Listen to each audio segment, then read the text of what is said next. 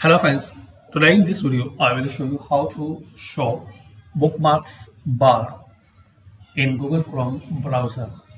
So firstly click on these three dots, then settings.